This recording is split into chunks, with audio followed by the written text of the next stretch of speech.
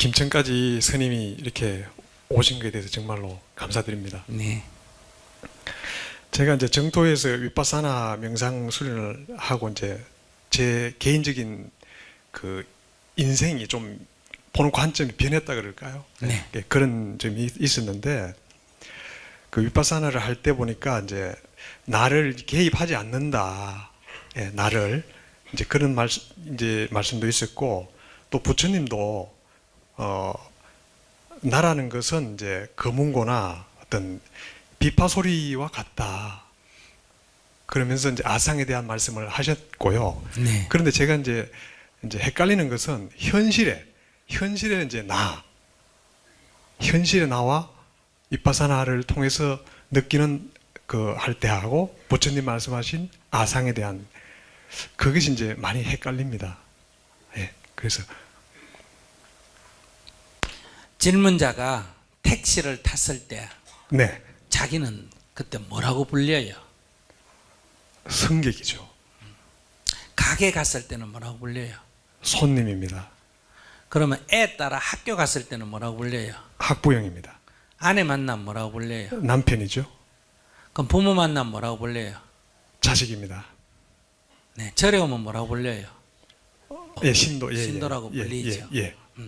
이렇게 곳곳에 따라 자기가 늘 달리 불리지 않습니까? 그죠? 그렇습니다. 이 가운데 어떤 게 진짜 자기야? 다라고 할 수 있죠. 다라고. 때때로 갈 때마다 다르니까. 갈 때마다 다르니까 이게 다가 나다고 할 수 있어요. 그냥 갈 때마다 이래저래 불릴 뿐이기 때문에 그 어느 것도 나가 아니다고 할 수 있어요. 그렇게 들으니까 후자가 맞는 것 같습니다. 근데 우리는 그때 그 상황에서는 그것을 자기로 삼고 있잖아요. 네, 그렇습니다. 그건 착각이에요, 진실이에요? 착각입니다. 네. 그렇다면 자기가 지금 질문하는 거에 대해서 어느 정도 유추가 안 돼요?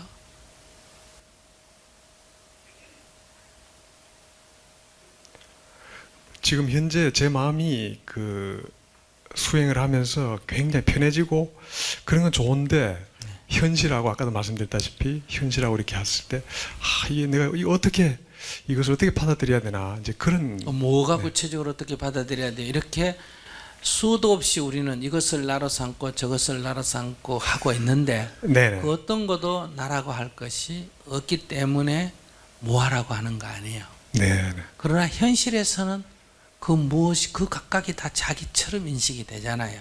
네. 현실에서는 내가 있는 것 같지만은 자세히 보면 그건 착각이지. 그건 뭉게구름이 하늘에서 토끼 모양 됐다가 뱀 모양이 됐다가 코끼리 모양이 됐다. 그럼 우리가 뱀이다, 코끼리다, 뭐 호랑이다 이러지만은 거기에는 뱀도 없고 코끼리도 없고 호랑이도 없는 것처럼 인연을 따라서 이리저리 불릴 뿐이지 거기에는 아들이라고 하는 특징도 없고 아버지라고 하는 특성도 없고 손님이라고 하는 특성도 없단 말이에요. 네네. 그런데 우리는 그런 착각을 하고 살지. 그러니까 자기가 말하는 현실이라는 건 착각 속의 현실이고 네네. 부처님 말하는 것은 그 착각에 깨어났을 때의 얘기니까 그러면 우리의 고뇌라는 것은 착각에서 생기는 거니까 착각에서 깨어나라고 얘기하는 거 아니에요. 네네. 착각에서 깨어나는 것은 내가 손님이라는 착각을 갖고 있을 때 손님이 너가 아니라는 걸 알므로 해서 꿈에서 깨는 거거든요. 만약에 내가 꿈에서 강도에게 쫓겨요. 네네. 강도에게 쫓기면 아무리 첫째는 도망을 가잖아. 그죠? 아무리 도망을 가도 따라온단 말이에요. 그러면 내가 피하는 방법은 뭐예요? 관세음보살한테 기도를 한단 말이에요. 저 강도로부터 나를 좀 숨겨주십시오. 그래 관세음보살이 나타나서 강도로부터 나를 숨겨줬다 이 말이에요. 그러면 강도는 나쁜 놈이고 관세음보살은 좋은 사람 아니에요. 그죠? 그러니까 꿈속에서는 나쁜 놈이 있고 좋은 사람이 있어요. 도망갈 일도 있고 숨을 곳도 있단 말이에요. 근데 이렇게 해서 도망을 가서 숨어서 해결을 했다. 하더라도 그건 해결이 사실은 아니에요. 완전한 해결은 뭐냐? 눈을 뜨는 거예요. 눈을 딱 뜨면 어때요? 꿈에서 깹니다. 해결이 됐잖아, 그죠? 네, 네. 그러니까 눈을 떠서 해결될 때는 어떤 해결이에요? 강로가 있었어요, 없었어요? 관세음보살 때 있었어요, 없었어요? 그러니까 근본적인 해결책은 눈을 뜨는 거지 꿈속에서 어디 숨는 게 아니란 말이에요. 네. 그럼 우리가 말하는 착각은 꿈과 같은 거란 말이에요. 그러니까 현실에 안 맞다는 것은 그게 야, 눈 떠라, 강도는 없다 이렇게 말하면 깨서는 강도가 없다는 말이 이해되지만은 꿈속에서는 강도가 도끼 들고 쫓아오는데 강도가 없다 그러면 이해가 돼야 안 돼요? 안 됩니다. 안 돼. 저렇게 쫓아오는데 자꾸 없다 그러면 어떡하느냐 그 얘기예요. 근데 그거는 눈을 뜨면 강도란 건 없는 거예요. 그러니까 눈을 네. 감고 있는 한은 없다는 게 도저히 말도 안 되지만은 그러니까 여기서 핵심은 눈을 뜨는 거예요. 그래서 깨달음이라는 거 아니에요. 그러면 눈을 떠라 그런다고 눈이 금방 떠지는 거는 아니죠. 우리가 꿈에서 눈 뜨려고 할 때 잘 안 떠지는 건 사실이잖아. 그죠? 그래서 이게 꿈인 줄 알면 눈 뜨는 쪽으로 마음이 가고 꿈인 줄 모르면 도망가는데 힘을 쏟게 돼요. 아, 강도가 쫓아오는데 이거 꿈일지 모른다 이 생각이 들면 도망가요, 눈 떠요? 눈 뜨는 쪽으로 노력을 하고 이게 꿈인 줄을 모르면 꿈을 꿈인 줄 모르면 도망가는 쪽으로 선택을 하고 도망가면 아무리 도망을 가도 끝이 없는 거예요.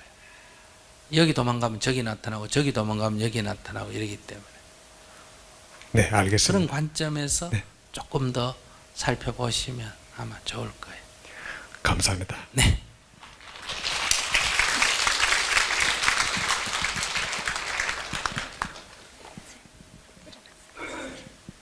자, 조금만 기다리세요. 장님 코끼리 만지기라는 얘기 들어봤어요? 장님이 눈 감았다는 거야. 아무것도 보이지 않는데 코끼리를 다리를 쭉 더듬어 봤어요. 그러니까 기둥같이 생겼어요. 그러면 이 장님은 코끼리의 일부를 만져보고 있는 거예요. 코끼리 전혀 모르는 거예요. 코끼리 만져봤죠? 그럼 자기 경험 속에서 코끼리는 어떻게 생겼어요? 기둥같이 생겼어요. 그래서 코끼리가 기둥같이 생겼다 이렇게 말하는 거예요. 이거를 편견이라 그래요. 뭐라고? 편견 또는 단견이래요. 그러니까 일부만 보는 거예요. 일부만 보고 한 면만 보고 그걸 가지고 전체다 이렇게 착각하는 거예요. 그럼 이 사람은 안 본 게 아니에요. 보기는 봤는데 일부만 본 거예요. 그래서 전체를 코끼리는 기둥같이 생겼다 그러면 전혀 안 맞아요. 이걸 갖다 무지라 그래요. 무지. 지혜가 없다. 무지. 무명. 밝음이 없다. 이런 얘기. 눈 감았다. 이런 얘기예요. 그런데 어떤 모양에는 이쪽 면만 볼 때 하고 저쪽 면도 같이 보면 이쪽 면만 봤을 때 하고 틀려요. 그러니까 이쪽 면만 볼 게 아니라 저쪽 면도 같이 본다. 앞면만 볼 게 아니라 뒷면도 같이 본다. 아래만 볼 게 아니라 위도 같이 본다. 이러면 전체를 본다. 이걸 전모를 본다. 이래요. 전모를 본다. 이거 통찰력이라 그래요. 이 통찰력을 지혜라 그래요. 지혜. 그럼 무지라는 것은 지혜가 없다 이 말이에요. 그러니까 우리도 다 눈 뜨고 보고 귀로 듣고 코로 냄새 맡고 혀로 맛보고 다 하는데 우리는 어떤 한쪽 면만 보고 있는 거예요. 그걸 가지고 전체라고 자꾸 주장을 하는 거예요. 그래서 무지다 이래요. 그러면 스님이 도와주는 거는 이렇게 하는 걸 저렇게 하라는 게 아니고 여러분들 하는 걸 잘못됐다는 것도 아니고 한쪽 면만 보고 있는데 저쪽 면도 봐라는 얘기예요. 그래서 내가 저쪽 면을 좀 보여주는 거예요. 이것도 보고 저것도 보는 거예요. 지난주에 제가 일요일날 청년들을 데리고 경주 역사 안내를 했어요. 근데 이렇게 우리가 야외에서 이런 뭐 김유선 장군 묘도 가고 태종무열왕릉 묘도 가고 거기에서 역사 강의도 하고 이러려면 비가 오는 게 좋아요, 안 오는 게 좋아요? 안 오는 게 좋지. 근데 아침부터 비가 주룩주룩 계속 내리는 거예요. 그러니까 우리 마음에 싫잖아. 그래서 내가 학생들한테 얘기했어요. 비 오니까 어때? 싫지? 네, 그래. 근데 이 봄비를 좋아하는 사람이 있어요, 없어요? 누구요? 네? 농부들은 이 봄비는 황금이에요. 이거 다 물 뿌려가지고 농사 지으려면 돈이 어마어마하게 들 거 아니에요, 그죠? 근데 하늘에서 촉촉이 충분히 이렇게 내려주면 이거보다 더 좋은 일이 없단 말이에요. 그러니까 나 입장에서 볼 때는 잘못된 일이지만 농부에게서 볼 때는 좋은 일이에요. 그럼 우리가 농부 입장을 생각한다면 이거 싫어할 일이 아니다, 이런 얘기예요. 근데 농부는 비를 맞고도 일을 하지 않습니까? 그죠? 근데 비를 맞고도 일하는 사람이 있는데 비를 맞고 노는 게 쉬워요? 비를 맞고 일하는 게 쉬워요? 노는 게 쉽죠? 그럼 비를 맞고 일하는 사람이 있는데 우리가 지금 비를 맞고 놀러 다니는데 그게 무슨 특별한 어려움이 아니잖아요. 두 번째, 노는데 뭐 비 맞아가면서 놀 일이 있겠나? 그러면 안 놀면 되잖아, 그죠? 근데 농부는 비 맞아가면서 일할 게 뭐 있겠나 하고 안 할 수가 없잖아요. 그러니까 우리는 비 맞고 놀아도 농부보다 낫고, 그것도 필요 없으면 안 놀아도 괜찮고. 그래서 이게 사실은 굉장히 나쁜 일이라지만 나쁜 일이 아니라는 거. 두 번째, 그날 경주에 벚꽃이 만발했기 때문에 만약에 비가 안 왔으면 경주 시내 전체가 주차장이 돼버려요. 조금 이동하는데 시간이 엄청나게 걸립니다. 그리고 모든 그런 관광지마다 사람이 북새통을 이루어요. 근데 보통 벚꽃놀이 하거나 봄놀이 놀러 온 사람이 일반적으로는 비 맞고는 놀러 나와야 안 나와요? 안 나오지. 그러니까 우리가 그 유적지에 갔을 때 사람이 있을까 없을까? 주말인데도 없겠죠. 그러면 한가하게 구경하기가 좋아요, 안 좋아요? 좋지. 그러니까 어떤 이것이 꼭 나쁜 것만 있는 게 아니라는 거예요. 그러면 한쪽 면만 보면 아이고 비가 왔어 이거 이러지만은 다른 면까지 같이 보는 사람은 비 오는 거 같고 뭐 안 오면 오라는 건 아니에요. 안 오면 안 오는 대로 또 날씨가 화창해서 좋지만은 거기는 손님이 박닥박닥해서 나쁜 점이 있고, 비 오면 약간 우산을 써야 되고 그런 게 있지만은 대신에 한가하게, 특히 우리는 구경 온 게 아니라 역사 강의도 듣고 해야 되니 사람이 많으면 집중력이 떨어지잖아, 그죠? 그래서 이게 장단점이라고 할 수 있을지 어쨌든 양측면이 있다는 거예요. 양측면이 있다. 그러니까 아까 저 할머니 보살한테 내가 얘기하는 거는 부모가 자식을 돌봐주는 게 좋은 점도 있고 부모가 자식을 돌봐주는 게 거꾸로 나쁜 점도 있다. 자식이 부모의 말을 잘 듣는 게 좋은 점도 있지만 반드시 자식이 부모 말 들으면 좋다고 말할 수가 없다. 부처님이 출가할 때는 부모 말 들었으면 큰일 날 뻔했어요. 안 들었기 때문에 천만 다행이지. 그런 점이 있다 이거예요. 그런데 평균적으로는 어떠냐? 어릴 때는 부모 말을 잘 듣고 부모가 또 돌봐주는 게 비교적 좋은 점이 많고 20살 넘어서는 부모가 돌봐주거나 부모 말을 잘 들으면 평균적으로 나쁜 점이 더 많습니다. 내가 출가해가 절에서 하는데 여러분들이 볼 때는 스님은 가능하면 여자 안 만나고 공부에만 집중하는 게 좋아요? 스님이 된데도 여자 만나고 맨날 밖으로 돌아다니는 게 좋아요?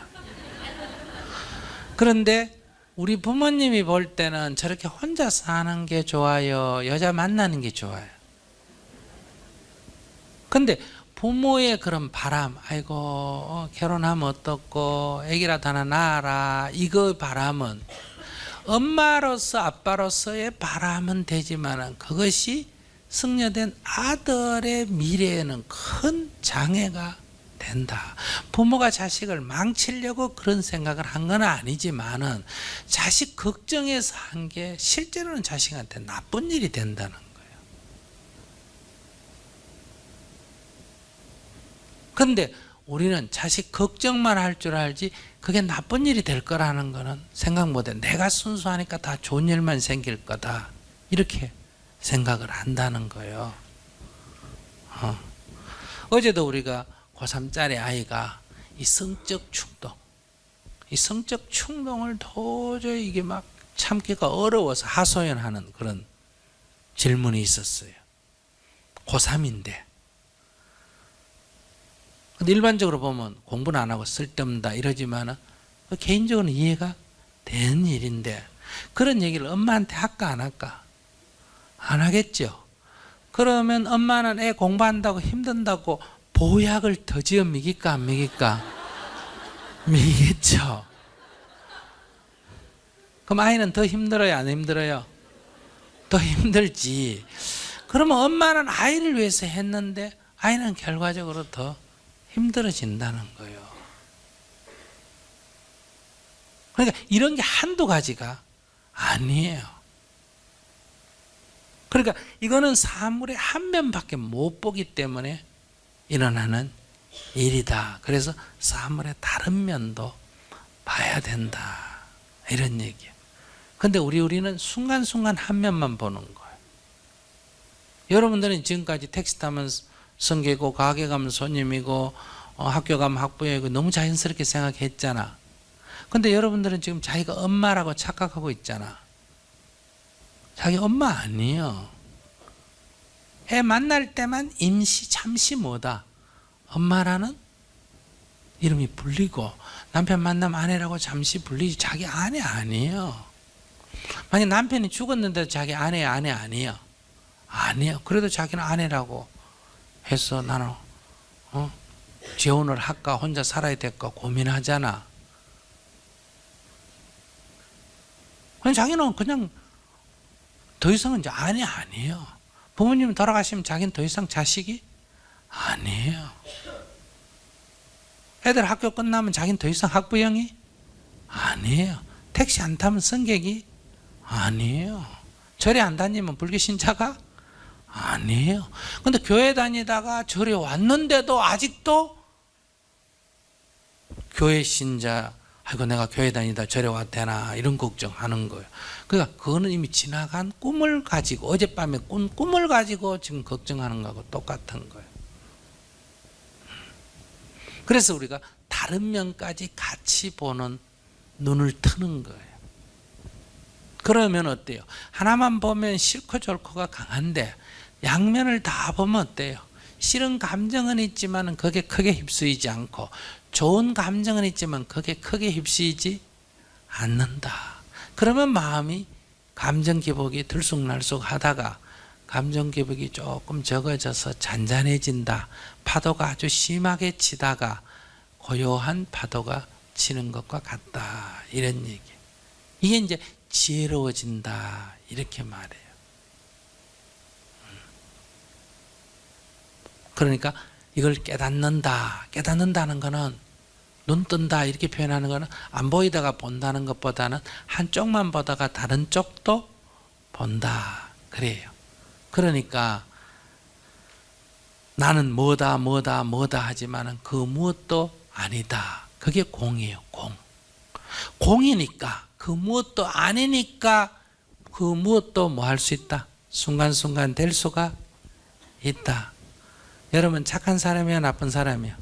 착한 사람도 아니고 나쁜 사람도 아니에요.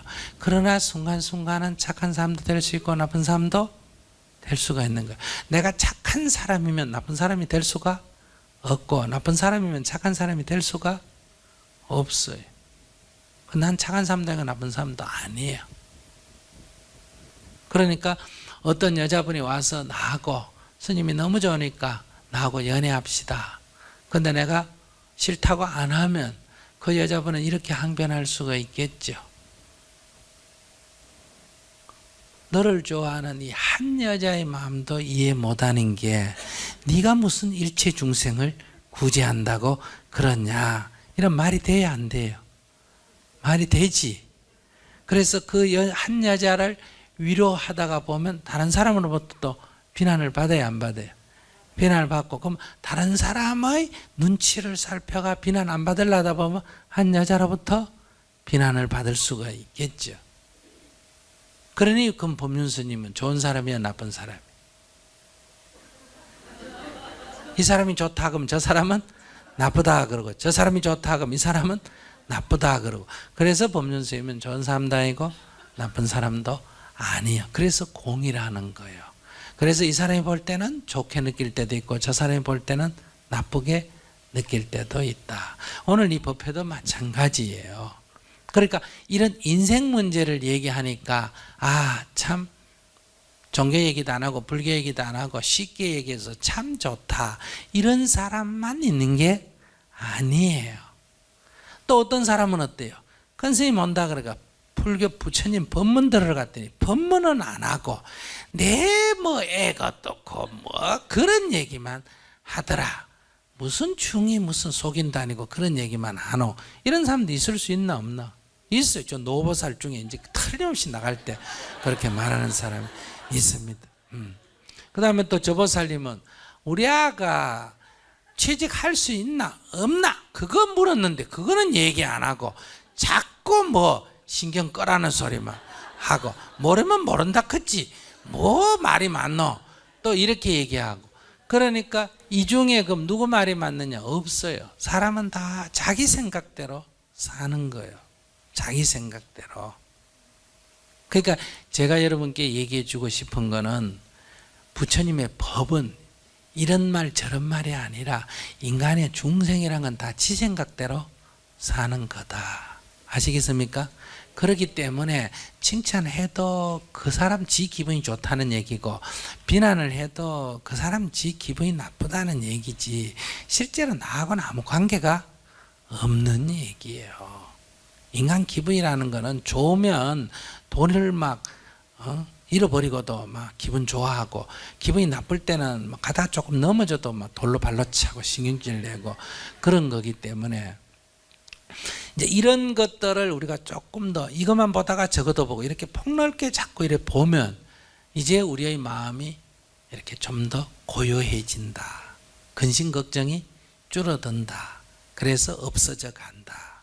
그거를 열반이다, 해탈이다 이렇게 말하는 거예요. 그래서 우리가 여기서 즉문즉답이 아니에요. 인생에는 답이 없어요. 즉문즉설이라고 하는 것은 이렇게 우리가 이런 얘기를 하다 보면 이렇게만 볼 수 없고 저렇게도 볼 수 있네 이런 문제가 생기는 거예요. 그러니까 오늘 우리는 한 총각의 얘기를 들으면서 총각이 겪는 괴로움은 이제까지 주로 여자들 입장만 들어봤는데 남자들 얘기 들어보니까 남자들도 고민이 많아요 안 많아요? 봐라. 그 여자들이 자기 생각 남자들이 술 먹고 뭐 하고 여자 안 돌본다고 하는데 또 남자 얘기 들어보면 여자도 또 문제예요.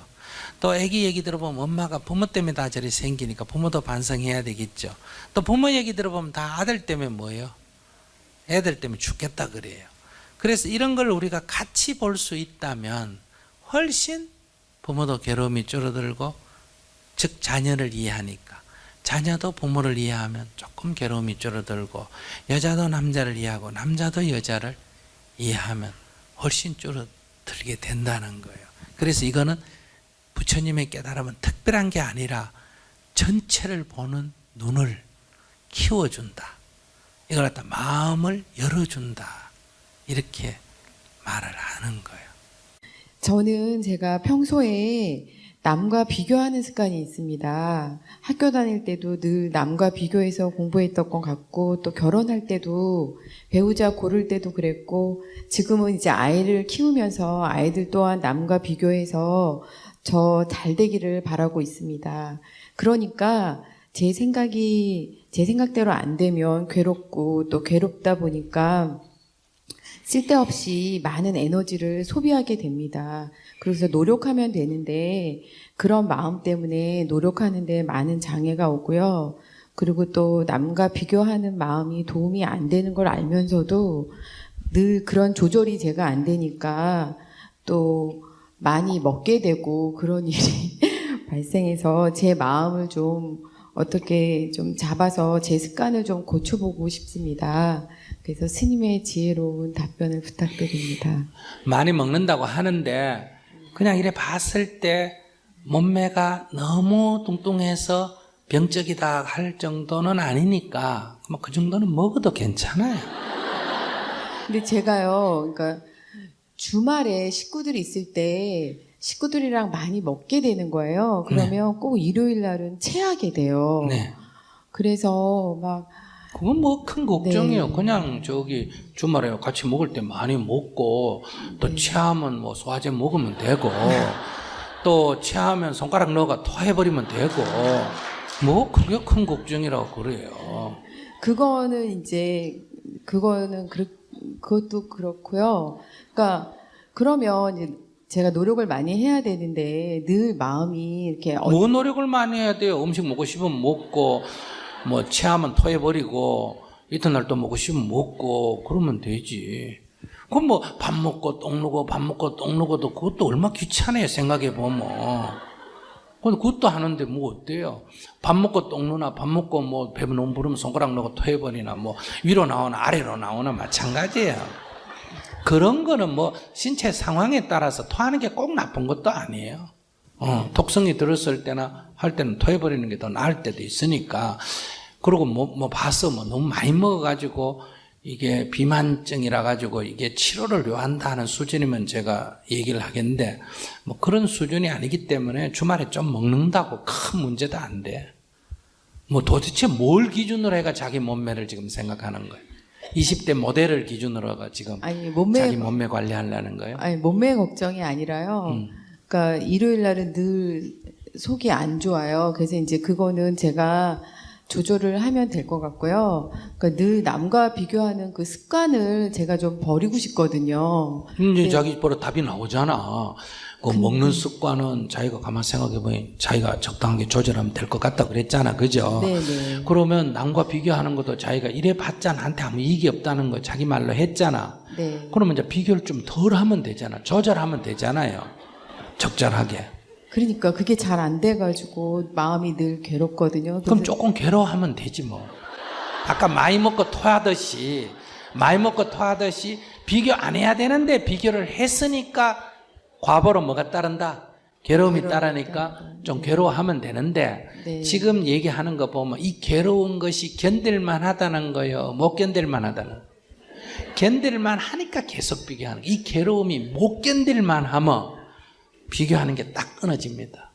이 비교했다가는 내가 죽겠다 이러면 이제 끊어지는데 아직은 비교해도 과보가 견딜만 하니까 또 비교하고 또 비교하거든요. 그러니까 내가 왜 토해라 그러면 먹고 체도 또 먹는 거는 견딜만 하다는 거예요. 못 견딜만 하다는 거예요. 견딜만 하다. 그러니까 손가락 넣어가 토해야 살 정도로 심각해지면 과식에 대해서 조금 조절할까 안 할까? 해요. 조절하겠죠. 그래서 내가 손가락 넣고 토하면 된다 이렇게 얘기하는 걸 웃으려고 하는 얘기가 아니라 그 정도로 과식을 하면 자기가 어이구 이러다가 내 죽겠다 이래가 자기 조절을 하듯이 그래서 자기가 괴로우면 비교를 안 하든지 비교를 할 수밖에 없으면 괴로움을 감수를 하든지 이제 둘 중에 자기가 선택을 해야 돼요. 달리 길이 누구도 없어. 그 습관을 버리는 방법은 그 선택밖에 자기가 버리고 싶지 않는데 거기 어떻게 버려져요? 버리고 싶은데요. 버리고 싶으면 안 비교하면 되지. 잘 안 되지.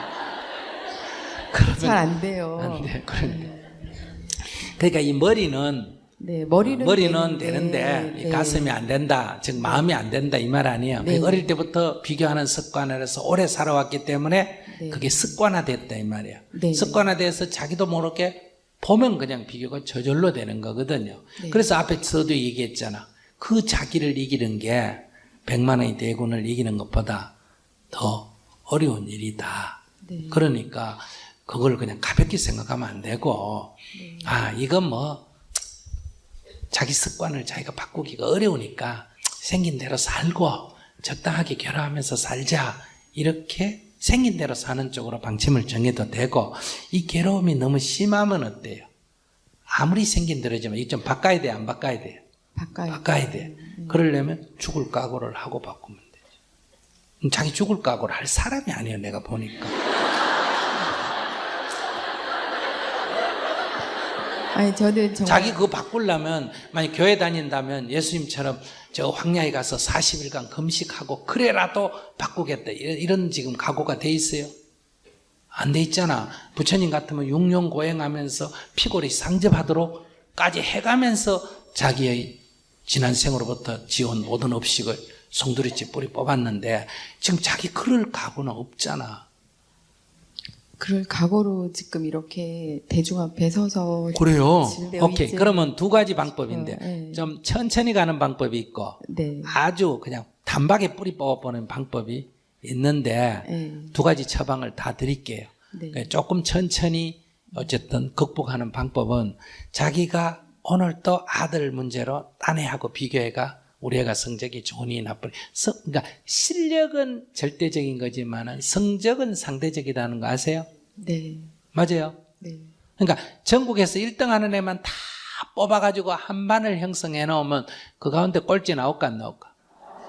그럼 전국에서 꼴찌 하는 것만 모아가 한 반을 만들어 놓으면 그 가운데 1등이 나올까 안 나올까? 나와요. 그래서 이 등수는 성적하고 꼭 관계 있는 거는 아니에요. 이게 전부 상대적 비교인데 그러니까 여러분들이 1억을 가지고 있으면 1000만 원 가지고 있는 동네에서 1억 가지고 살면 부자 소리 듣죠. 근데 10억을 가지고 있어도 100억 가지고 있는 동네에서 하면 무슨 소리 듣는다? 가난하다는 소리 들어요. 그래서 가난하고 부자고는 없어요 본래. 그러니까 공부를 잘하고 못하고도 본래는 없어요. 비교해서 이렇게 생기는 거예요. 그러니까 두 사람이 길을 가는데 남편하고 아내가 길을 가는데 남편이 앞서가고 아내가 뒤를 따라가요. 보통 보면 남자가 좀 앞에 가죠. 그럴 때 남자가 가다가 씩 돌아보면 뭐라고 생각해요? 아이고 왜 저리 꿈을 때나 빨빨 좀 오지 이렇게 생각해요. 근데 뒤에 가는 아내는 또 종종 걸음을 가다가 앞을 쳐다보고 뭐 그리 바쁜 일이 있어가 저래 빨리 가노 이렇게 생각을 해요. 그러니까 기준이 누구다? 다 자기예요. 자기를 기준으로 해서 빠르다 더디다는 말이 있지 걸음걸이에는 빠른 것도 없고 더딘 것도 없어요. 그 남편하고 나하고 걸어가면 또 그 남편은 또 더딘 사람이에요. 내가 좀 빠른 사람이에요. 나이 60이 넘어도 계단 올라올 때도 저는 그냥 천천히 못 올라 다다다다다 올라가는 사람이지. 다리가 부러지기 전까지는. 그러니까 이것은 비교에서 생기는 건데 그 비교를 자기가 자꾸 해가지고 애가 딴 데 애를 1등 만들려면 꼴찌하는 학교에다 보내면 돼요. 우리나라에서 제일 평균 성적이 나쁜 학교에다 애를 보내면 금방 1등이 될 거고 또 애를 아무리 공부를 잘해도 우리나라에서 제일 공부 잘하는 애들 모이는데 보내면 꼴찌가 될 거란 말이에요. 그러니까 이걸 갖고 논하는 거는 맞지가 않다. 그러니까 이런 거를 자기가 조금 알게 된다면 이것이 결국은 자기뿐만 아니라 아이들에게도 실제로 인생살에 아무 도움이 안 되고 늘 강박관념 갖고 그러니까 조금 잘한다고 우월의식 갖고 조금 못한다고 열등의식 갖고 이렇게 한평생 인생을 살아야 할 이 괴로움이다. 이렇게 생각하면 이걸 좀 내려놔야 되겠다. 근데 우리가 이거 비교를 안 할 수는 없어요. 부처님 좀 되면 몰라도 예수님 좀 되면 몰라도 아시겠어요? 보통 사람 다 저도 하고 다 해요. 누구나 다 비교하니까 옛날부터 무슨 말이 있어요? 사천 논사하면 뭐하다? 배 아프다 이런 얘기 있잖아. 그러나 이게 심하면 인간 삶이 굉장히 피곤해지고 괴로워져요. 그렇다고 이걸 완전히 뿌리 뽑는다 그러면 그 뽑는 게 또 너무 힘들어요. 그래서 우리가 선택할 수 있는 거는 적절하게, 그러니까 비교하는 거를 아예 안 할 정도로는 뿌리를 못 뽑더라도 이치로는 뿌리를 뽑을 수 있어요. 이치로는 이거 아니다는 금방 깨칠 수 있으니까. 그러나 이미 습관 들어진 거 이거는 쉽게 뿌리가 안 뽑아지니까 이거를 좀 덜 해야 돼요. 그래서 자기가 그 비교해서 애를 나무래거나 자기가 괴로워할 때는 자기가 자기한테 너 이치적으로 이거 안 하면 좋다는데 네가 약속을 해놓고 네가 한 거니까 벌을 주면 돼요. 자기한테. 알았어요? 아, 내가 또 비교해가 내가 또 괴롭구나, 또 습관적으로 했구나. 그럴 때는 자기가 하루에 1000배를 하면 돼요. 하루가 아니라 그거 할 때마다 한 번마다 하루에 3번 하면 하루 몇 번 해야 된다. 3000배를. 그렇게 자기한테 좀 힘들게 벌을 줘야 돼요. 그러면 그거 한 번 비교하고 1000배 하려면 힘이 좀 들어야 안 들어요? 그러면 절을 할 때 에이 네네 다시는 안 해야지 이런 생각이 드는 거예요. 근데 나도 모르게 또 해요. 그럼 또 벌을 줘. 그러면 이 심리의 근저 무의식 세계에서 비교하려는 마음이 일어날 때 제동을 걸어줘요. 니가 또 비교하고 니 또 고생하려고 이래가 이게 딱 제동을 걸어서 비교하는 자기를 딱 알아차리게 돼요. 비교하는 마음이 일어날 때 한 5번 정도 이렇게 충격을 주면 딱 일어나요. 내가 또 시작이다. 그러니까 전에는 나도 모르게 일어났는데 이제는 일어날 때 알아차림이 생겨요. 그러면 거기서 내려놓게 돼요. 그렇게 하는 길이 하나 있고, 근데 이거는 한 시행착오를 최소한 1000번은 30번은 해야 돼요. 30번 하려면 벌을 몇 번 받아야 된다. 30번, 3만 배는 해야 조금 알아차림이 있을 거예요. 그러니까 자기도 자기를 바꾸려면 그런 정도로 이 각오, 이걸 대결정심이라 그래요. 죽을 각오를 딱 해야 이게 자기를 둘러싸고 있는 이 장막이 거치는 거예요. 안 그러면 늘 그 속에서 갇혀서 사는데 그게 딱 거쳐야 이제 통찰력도 생기고 하나님의 음성도, 기독교식으로 표현하면 하나님의 음성도 들을 수 있고, 또 불교식으로 말하면 지혜의 눈이 열린다. 이렇게 표현은 각자 다르더라도 이제 그런 일이 일어날 수 있는데, 우리는 다 항상 부처님 얘기하면서도 자기 생각으로 해요.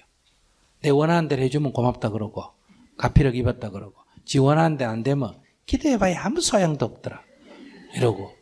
이건 자기 문제예요. 그러니까 둘 중에 어느 거 먼저 해보시겠어요?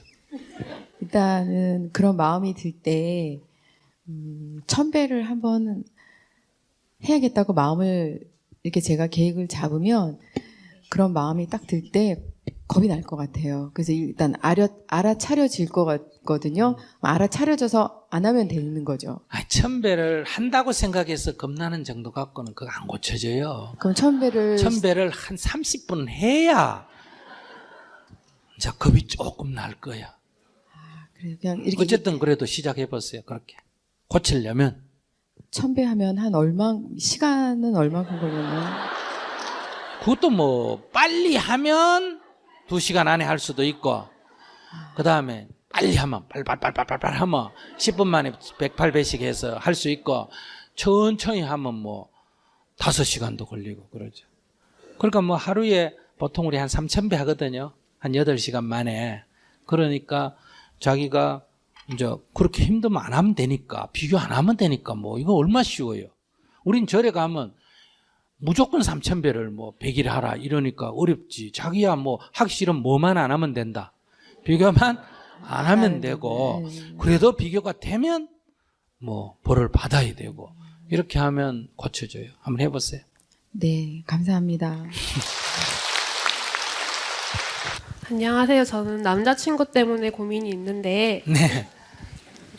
제 남자친구가 작년에 이혼을 한 이혼남이거든요. 네. 근데 원래 7년 사귄 여자친구가 있었어요. 부인이 7년 사귄 저는 사람으로서 와이프가. 결혼했다는 거예요? 예. 7년 사귀고 결혼해서는 몇 년 됐는데? 결혼했으니까 그거 까지는 계산을 못 하겠는데 아무튼 그 부인이랑은 이혼을 했어요. 근데 제가 이제 그 좀 문제시 됐던 거는 그 와이프랑 결혼을 했다가 이혼을 할 때 여자 문제가 살짝 끼어 있었어요. 근데 그 와이프가 그 결혼하기 한 6개월 전에 우리는 안 어울리는 것 같다 이래서 이제 헤어지고, 그러니까 여자가 의사였어요. 남자친구는 평범한 회사원이고, 그 헤어지고 잠깐 남자친구가 회사에 있는 계약직 여직원을 사귀었는데 알고 보니 양다리라서 헤어지고 좀 약간 홧김에 다시 돌아가서 결혼하자 이래가지고 결혼했어요. 근데 결혼부터 이제 그 언니는, 그 와이프는 좀 의사고 이러니까 요구를 많이 했나 봐요. 그 문제도 있고 종교 문제도 있고 이렇게 결혼 전부터 양가 반대도 좀 심하고 이랬는데 그래도 하기는 했어요. 근데 하기는 하다가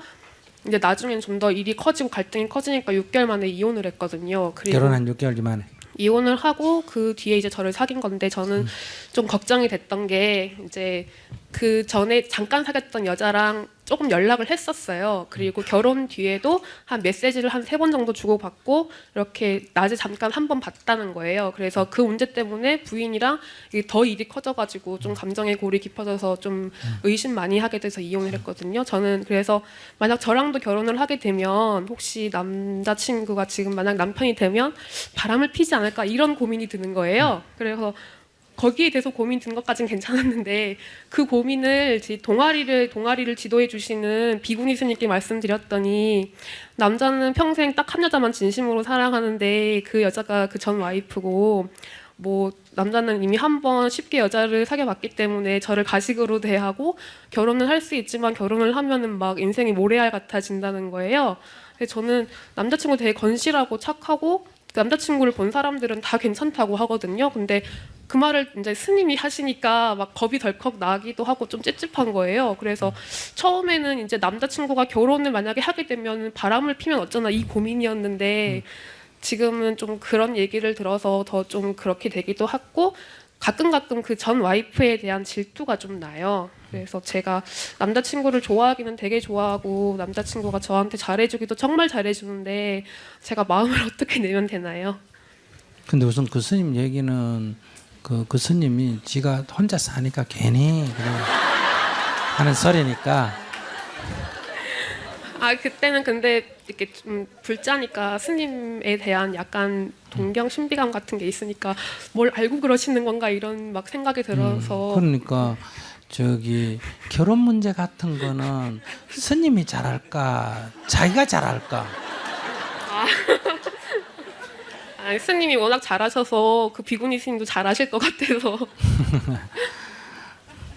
그러니까 그 수학 선생한테 질문을 하는 거는 흉이 아닌데 수학 선생이 수학을 영어 선생한테 물으면 좀 흉이야 흉 아니야? 흉이지. 그러니까 이런 문제를 스님한테 묻는 것 자체가 사실 좀 흉이에요. 그러니까 이런 걸 나한테 묻기 때문에 내가 자기를 우습게 보는 거예요. 그럼 그 비구니 스님 말씀은 신경 안 써도 되나요? 그건 내가 뭐 비구니 스님을 존경하라 마라 그런 얘기를 어떻게 해. 그러나 다만 그 자기 결혼 문제는 자기가 더 사귀어봤기 때문에 자기가 더 잘 알지. 제가 그 얘기하는 거지. 그 비구니 스님을 가타부타 얘기하는 건 아니에요.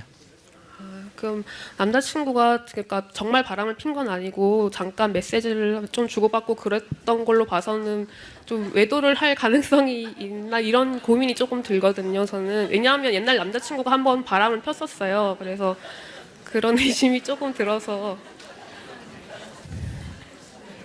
내가 웃음이 나네. 좋으면 뭐든지 저렇게 좋게 생각해요. 또 미우면 또 온갖 걸 다 나쁘게 생각해.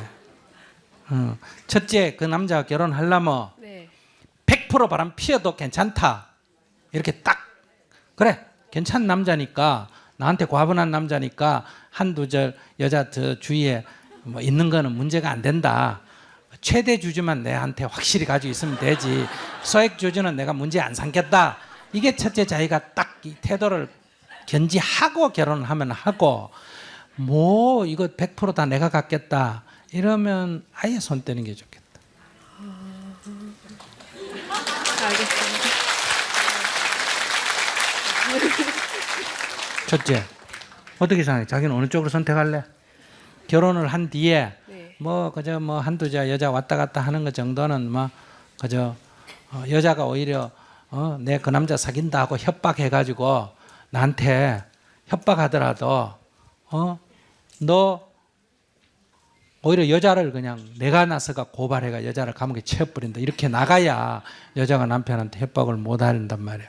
그러니까 남편이 뭐 애인 만나러 가면 용돈 정도 줄 정도로 그냥 그러면 그 그런 정도 큰 마음을 딱 내고 하려면 하고, 지금 뭐 남자가 지금 아내하고 결혼해가 지금 아직 헤어지지도 않았는데 또 뭐 직장에 사람 사귀고 또 이거 정리도 6개월도 안 됐는데 또 자기 사귀고 하는 거 보면 벌써 눈에 안 보이나? 아이고, 눈에 완전히 명태껍질 발랐구나. 그러니까 그거는 그런 기대는 아예 가지면 안 돼. 남자 괜찮으면 그래 괜찮은 것만 딱 보고 딴 건 막 아직 신경 안 쓴다. 이게 사랑이지. 뭐 사람도 좋고 내 혼자 다 갖고 그런 건 없어. 큰 회사 가지려면 주식을 조금 가져야 되고 작은 다 가지려면 조그만 회사 가져야 되고 이래 인간이. 알겠습니다. 아니 알겠다는 건 어느 쪽을 선택할 건데. 고민을 해봐야지 알 것 같아요. 그러니까 결혼을 하려고 이 남자가 좋다 결혼을 하려면 그 남자의 까르마 그 남자의 업식이 이렇고 저렇고 하는 걸 내가 문제 안 삼겠다는 딱 각오를 해야 결혼 생활이 성공적이지. 안 그러면 자기는 6개월도 못 가. 3개월 만에 끝나. 그 좋은 여자하고도 3개월 6개월도 못 사는데. 그러니까 그건 딱 그렇게 딱 자기가 정해야 돼. 왜 어차피 결혼하려면 그런데 이런 거는 괜찮아. 뭐 그래 한 3개월 살아보고 뭐 내가 좋아하는 여자랑 한 3개월 살아보고 또 뭐 싫다면 관두지 뭐 이래 생각하면 해도 괜찮아. 괜히 여기 보면 아까 저 40이 됐는데도 아직도 뭐 처녀가 어쩌고 그러잖아. 결혼 한번 해버렸으면 저런 고민 안 해도 되는데. 그러니까 그런 게 있어 막 처녀라는 내 때로 빨리 떼버리자 이러면 한번 해봐. 근데 문제는 아기는 안 가져야 돼. 아기를 일단 딱 가졌다면 20년 책임져요. 그리고 아기를 딱 가지면 남편이 아무리 나쁜 짓 해도 나쁘다고 생각하면 안 돼. 그럼 아기한테 나빠지기 때문에. 그러니까 엄마로서의 책임과 여자로서의 권리를 혼돈하면 안 돼요. 아기 없을 때는 얼마든지 남녀 권리를 다투고 싸워도 괜찮아. 근데 일단 아기가 있으면 아이의 엄마로서의 책임이 훨씬 우선적이지 여자 권리가 우선적이지 않아요. 그러니까 선택을 하면 돼. 그 정도로 각오하고 그 사람이 좋으면 그 사람의 장점은 좋고 그 사람이 내한테 마음에 드는 건 다 가지고 딴 건 다 없애고 그건 불가능해. 바꿀 수가 없어. 있는 대로 그 사람 생긴 대로 봐서 나쁜 점 49, 좋은 점 50일 하면 50일 가지고 49는 각오하고 이렇게 살아야 삶이 평화롭지. 세상에 내 입에 맞는 떡은 없어. 그래서 그렇게 선택을 하고 선택하려면 나머지를 수용할 각오를 해라. 알았어요? 알겠습니다. 근데 그런 것이 염려가 되면 아예 시작도 하지 마라. 그 사람한테 전제해서 네 일에 안 할래 하고 도장 찍어 약속을 해가 결혼을 해도 그건 아무 의미가 없어. 왜? 옛날부터 똥누러 갈 때 마음하고 똥누러 온 마음은 다르기 때문에 인간의 마음은 항상 하지 않아. 무슨 말인지 아시겠어요? 늘 바뀌어. 오늘 여기 내 얘기 듣고 가고 써도 문 열고 나가면 또 바뀌어. 그리고 그 인간 보면 또 생각이 바뀌어가 좋아 보이고. 아시겠어요? 네. 또 딴 여자 핸드폰에 문자만 하나 왔다면 또 기분 나빠가 또 나빠지고. 마음이란 게 늘 그 사람이 왔다 갔다 하는 게 나도 왔다가 내 마음이 왔다 갔다 하는 거 보면 상대편 마음도 왔다 갔다 할 거라는 걸 내가 알고 시작해야 돼. 근데 뭐 문자만 보냈지 별일이 없었다. 그런 얘기 들을 때 참 가소롭다.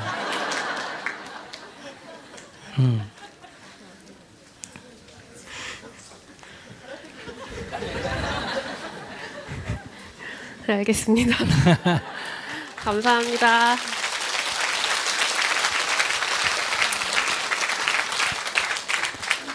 그러니까 늘 이게 이 도라는 건 딴 거 아니에요. 어떤 선택을 하냐. 지금 그게 남자와 결혼해야 되냐 말아야 되느냐는 어떤 선택을 하는 게 좋으냐고 스님한테 묻는데 스님의 대답은 어떤 선택이 좋고 나쁜 거는 없다.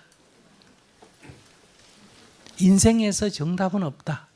인생은 다만 선택만 있는데 선택에 어떤 선택이 좋고 나쁜 게 없다. 선택에는 책임이 따른다. 이런 선택을 하면 이런 책임을 지고 저런 선택을 하면 저런 책임을 지면 되는 거예요. 근데 여러분들이 고민은 선택에 따른 책임을 안 지려고 하는 거예요. 그래서 선택이 어려운 거예요. 그러니까 돈을 빌릴 거, 지금 공부할 때 돈을 빌릴 거냐 안 빌릴 거냐, 그게 어려운 게 아니에요. 빌리면 나중에 갚아야 되고 갚기 싫으면 지금 안 빌려야 되고 이거밖에 없어요.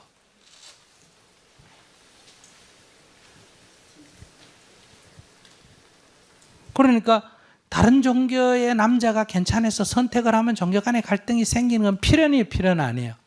필연이에요. 근데 뭐 결혼하면 남자는 어떻게 생각하냐? 쥐가 여자가 바꿔야지. 여자는 일단 결혼하고 보지. 꽁 해가 속으로 가지고 있지 않습니까? 그러니까 이렇게 하면 안 된다는 거예요. 그러니까 우리가 대화 타협을 한다는 거는 내 거를 내놓을 수가 있어야 돼요. 그래서 결혼을 하면 이미 서로가 서로의 자기 것을 내놔야 돼요. 그래서 성질대로 살려면 어떻게 해라? 혼자 살아라. 그래서 스님은 성질대로 살고 싶어서 어떻게 산다? 혼자 사는 거예요. 그래서 나는 안 고쳐도 돼요. 피해가 없어요. 여자한테도 피해 안 가고 애한테도 피해 안 가고, 그죠?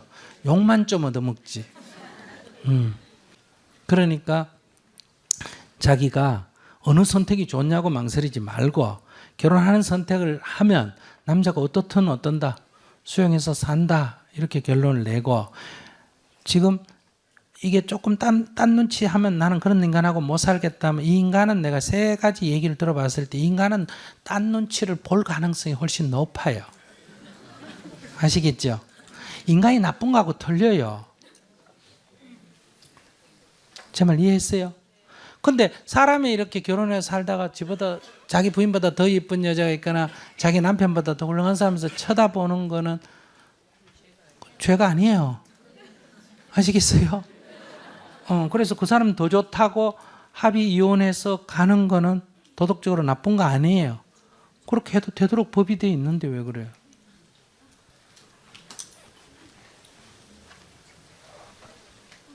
그러니까 그때는 어떻게 해야 됩니까? 그래, 니하고 5년 나하고 살아줘서 5년 행복하다, 잘 가라, 이러고 끝내야 돼요. 거기 뭐 끈적끈적하게 붙어가지고 이렇게 울고불고 하는 거는 자기 인생을 불행하게 만드는 거예요. 인간은 각자 자기 행복을 추구할 뭐가 있다? 권리가 있어요. 그러니까 남의 권리를 지나치게 침해하면 안 돼요. 그건 다만 내가 몇 번 얘기하지만 자녀가 있을 때는 거기에 자기 행복뿐만 아니라 누구 행복도 걸려 있다. 자녀 행복도 걸려 있어요. 그러니까 이거를 어리다고 무시하면 안 돼요. 그러면 이제 반드시 나중에 과보가 따라요. 남편 문제 극복하고 나서 살만하면 애 문제가 생겨요. 그런데 남편 문제가 더 나중에 해결하기 힘들까? 자식 문제가 힘들까? 훨씬 힘들어요. 그래서 그런 인연을 안 짓는 게 현명한 거예요. 지금은 뭐 큰 문제 안 되는 건 다 하지만 반드시 발생합니다. 시댁은 명절에도 빠지지 않고 절을 꼭 가시는 분들이라 당연히 남편은 불교이고 저는 교회를 다니고 있습니다.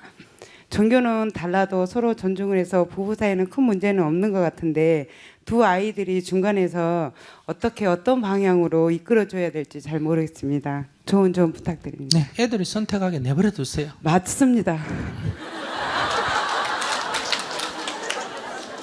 근데 애들이 크면서 어릴 네. 때는 아마 엄마를 따라서 교회를 갈 거고, 네. 크면 이제 엄마가 성질이 더럽고 뭐 잔소리가 많고 이러면 이제 아이들이 어떠냐, 뭐 엄마에 대한 반발이 교회에 대한 반발까지 돼요.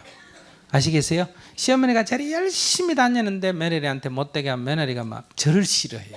저라고 아무 관계가 없는데. 그러니까 저희는 문제는 애들이 성교원을 다녔었고요. 네? 성교원 교회. 예. 네. 그랬었고 지금은 이제 교회를 조금 데려고 다니다 보니까 데려다니면 안 되지. 애들이 가겠다면 데려가고 아 갈래 안 갈래 하면 간다고 해요. 갈래 안 갈래 그럴 때는 네 안 가면 죽여버릴 거야. 엄마 협박이 있는데 뭐 그 말 아니에요. 속에. 그래서 제가 그 얘기를 했어요. 음. 아, 너가 하고 싶은 거 해라. 가고 싶으면 가는 거고 가기 싫으면 안 가는 거다. 엄마 갈래 하면은 데리고 갔어요. 네. 근데 애 아빠는 그 질문도 기분 나빠 하시고 그럼 안 하면 되지. 그 질문 안 하죠. 엄마 얘들이 먼저 엄마 나 교회 갈래 이럴 때 있어요. 그러면 애 아빠는 무슨 교회는 교회야 이런 식으로 윽박을 지르니까 제가 너무 애들한테 미안한 거예요. 교회 안 가고는 애들이 커서 성이 돼서 자기 선택인데 애 아빠는 시작부터 잘라야 된다. 절을 가야 된다. 이렇게 얘기를 하시니까 저는 남편한테 너무 조금 좀 속상하더라고요. 저는 그렇거든요. 불교 방송에 나오면 불교 방송도 듣고 교회 목사님이 설교하면 설교도 듣고 그냥 열려 있는 마음인데 애 아빠는 교회는 안 된다. 이렇게 얘기를 근데 하시니까. 문제는 네. 애가 교회 가고 절에 가는 게 중요해요. 애가 사람이 잘 좋은 사람 되는 게 중요해요. 저는 인생에 있어서 어떤 큰 굴곡이 있을 거라 생각이 드는 거예요. 그래서 애들한테 내가 해주지 못한 어떤 부분 종교적으로서 좀 승화하면서 아니 그러니까 예. 우리 아이가 예. 교회 가나 절에 가는 게 중요하냐? 우리 아이가 사람으로서 안정된 사람이 우선 되는 게 더 중요해요. 저는 가장 중요하게 생각한 게 일요일 날 그냥 뒹굴뒹굴 놀느니 교회 가서 좋은 얘기 듣고 저는 애 아빠한테도 한 얘기는 있어요.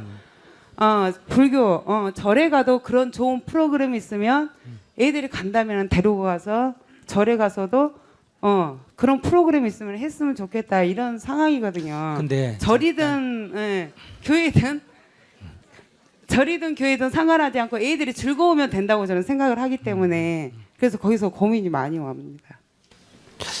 그러니까 남편이 기독교인이라서 같이 교회 가는 것을 즐거워하면 지금 아무 문제도 안 되는데 자기하고 남편하고 종교가 다르잖아, 그죠? 그럼 종교가 다를 때 두 사람 사이에는 약간 갈등이 있어도 성인이기 때문에 큰 문제가 안 네, 돼요. 제가 그 말씀. 근데 지금 남편이 이 자리 데려가는 것에 대해서 싫어하잖아, 그죠? 싫어하는 거를 가지고 자기가 지금 그 문제를 갖고 지금 약간 갈등을 일으키고 있잖아요. 네. 그러면 아이가 나빠진다 이 얘기예요. 그냥 나빠지고 교회 가고 안 가고 이게 핵심이 아니고 남편의 행동에 대해서 엄마가 남편에 대해서 못마땅해 생각하면 아이는 어릴 땐 누구나 다 엄마 편이에요. 아시겠어요? 그럼 애는 엄마 편이기 때문에 엄마가 남편에 대해서 아버지에 대해서 부정적으로 생각하면 애들 가슴 속에도 아버지에 대해서 부정적인 심리가 깔려요. 부정적이지는 않고요. 부정적인 지금 건 저거 아까 얘기 들어보니 부정적이구만은. 부정적이지는 않고요. 애 아빠가 그 시간에 저는 말씀드린 게 교회가 됐든 야외가 됐든 그건 자기 생각이고 남편이 애 보고 교회 가면 안 된다 그럴 때 자기가 네 그러세요 이렇게 안 되잖아. 상관없습니다. 그러세요 해요. 저는. 자기 아까 아니라 그래놓고 왜 또 아니에요. 그래? 그렇게 하는데 저는 제 말씀은 그렇게 하는데 애들이 저는 그렇거든요. 어떤 종교를 떠나서 애들이 즐거우면 되는데 애들이 스스로 나서서 나 교회 갈래 했는데 왜 그런 말을 하냐 이렇게 애 아빠가 말씀했을 때 속상하다는 거죠. 저는 그러니까 남자가 애가 교회 갈래 할 때 아빠가 그래 교회 갔다 오느라 이러면 이건 문제가 안 되는데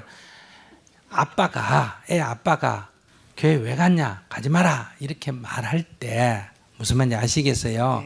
이렇게 말할 때 자기가 지금 왜 애들 교회 가는 걸 갖고 당신이 간섭하냐 하고 남편에 대해서 못마땅해 지금 하고 있잖아. 그 건으로.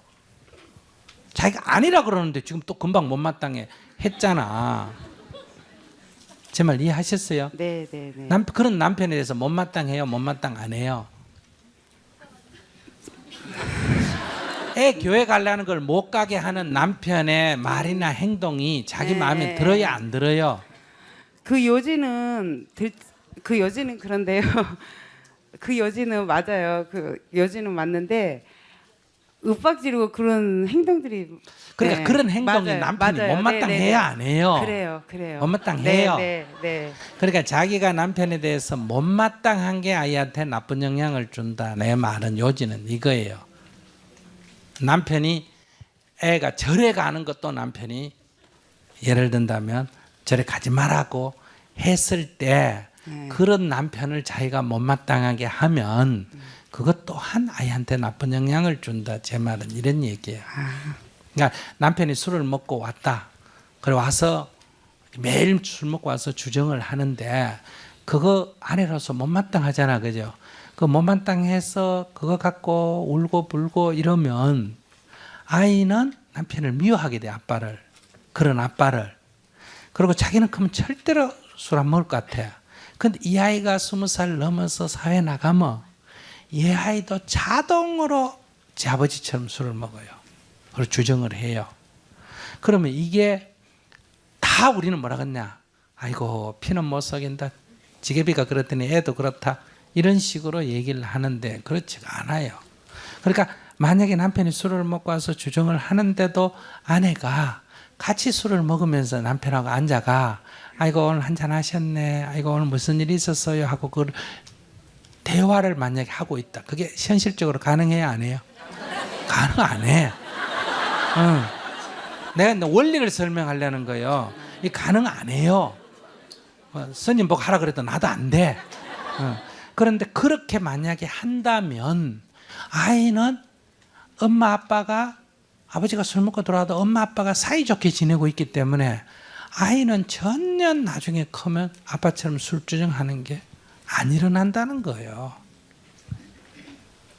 제 말 이해하시겠어요? 네. 그러니까 아버지가 안 먹고 와도 아이한테 안 일어나지만은 엄마가 거기에 대해서 스트레스를 안 받아도 아이한테 안 일어난다는 거예요.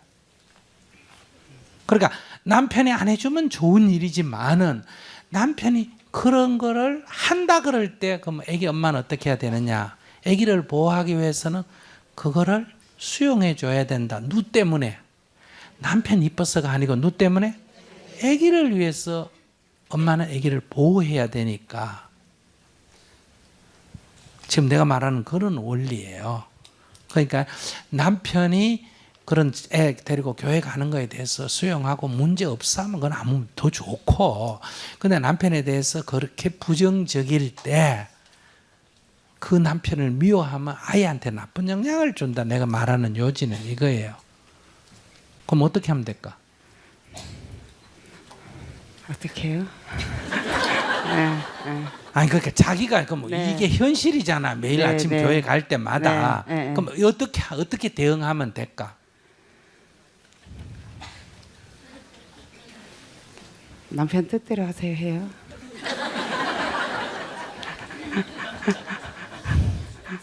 자기가 그래야 당장 내일 모레 일요일 되면 여기 대응을 할 거 아니에요. 어떻게 하면 될 것 같아?